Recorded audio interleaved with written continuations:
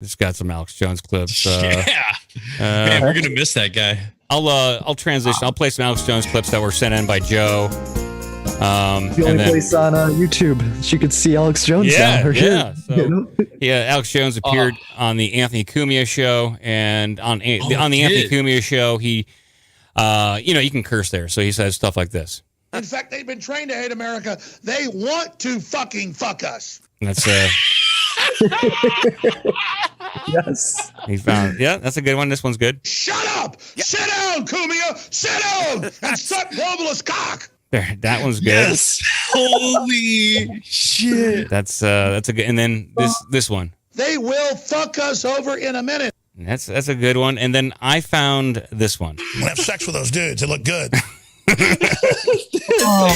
Joe. Thanks, Joe. That was amazing. Yeah. Gold. Green skin. He told Cumio to suck globalist dick. Yes, he did. Yeah, man. I'm having homosexual thoughts. Look at my sausage. Yeah. Yes. Pieces of fucking shit. All right, we're not gonna make we're not gonna make fun of Alex Jones too much. No way. Oh my God. He's going through a lot of shit. He's a national treasure. He is, man. I guess we can talk about him being banned a little bit. The shampoo. Oh, yeah. And then we'll do one story, and we're going to get out of here a little. We're not going to do a full 2 hours. Son of a bitch.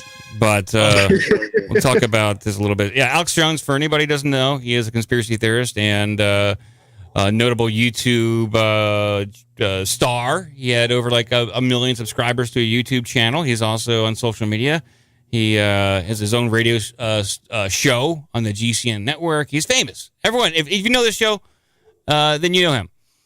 He's huge. He's been summarily banned. Supplements. Yeah, yes. Buy some vitamins. Buy some minerals. Buy some water filters. Yeah, he sells all that stuff. He's been banned, toothpaste. Kicked off of YouTube, banned from Facebook, banned, I believe, now from at least being listed in the iTunes store. You can still get his podcast be delivered to your phone, but he has been delisted. And the reasons are that he was spouting off hate speech, and they thought that his language was dangerous. And this has caused such a controversy on the internet. Some people are like, oh my God, it's free speech. Look what the corporations are doing. And this is horrible. Free speech rules. And other people are like, oh my God, thank God he's banned. It's about time. Holy shit. So I'm on the side that this entire thing only benefits Alex Jones. This is a PR that you can't buy. And now his app is being downloaded. It's number one in the Android store, I think, and it's being delisted, but it's being downloaded in the Apple store. Articles are being written. It's all over the internet. You cannot buy this kind of publicity. Yeah. Right. No, isn't it an app thing? Like go get my app. Like, yeah. Oh, dude, you get your InfoWars app, definitely. No, I mean, I have something else that I listen to him on.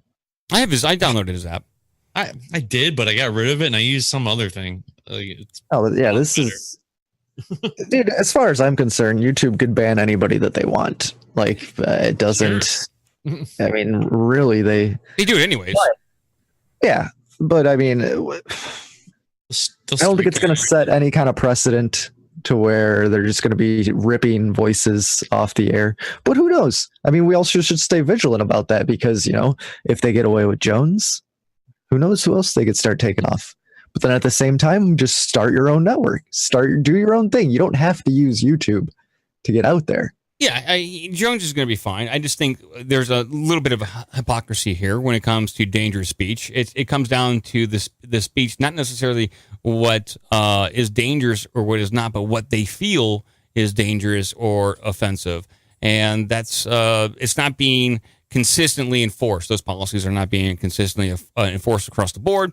It kind of is wishy-washy, and that's why I think people are kind of frustrated, is that there's no consistency in enforcement. Like with Sarah Zhang's Twitters, were they offensive and hateful and racist and inciting violence? Well, half the people said no. She was joking. And they allow her to joke and apologize, but they don't afford that same kind of leniency to Alex Jones. So It's the inconsistency of enforcement. Did you see what Candace Owens did with those Sarah Young tweets? Yes, I did, and they banned her for 12 hours. She got banned. Yeah. She got banned for it. Like that's crazy. It's the lack of consistency in enforcement that upsets people. So I think like if there is a conspiracy here about banning a conspiracy theorist, is that now they have a better measure of who are the die-hard Alex Jones fans because of app downloads. They have those metrics. They understand where they're downloading from, how immediately or how soon after the ban happened that they downloaded the app. They know who.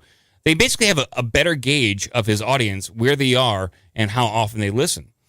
And they are, I guarantee those numbers are being crunched for some reason. A lot of people have accused Alex Jones of being a CIA agent himself, or at least a limited hangout being co-opted by, in some way, the intelligence agencies by being fed bogus information and also being propped up as basically being a managed boogeyman. He doesn't realize that, but he's just, that's what maybe what he is. I could totally see that.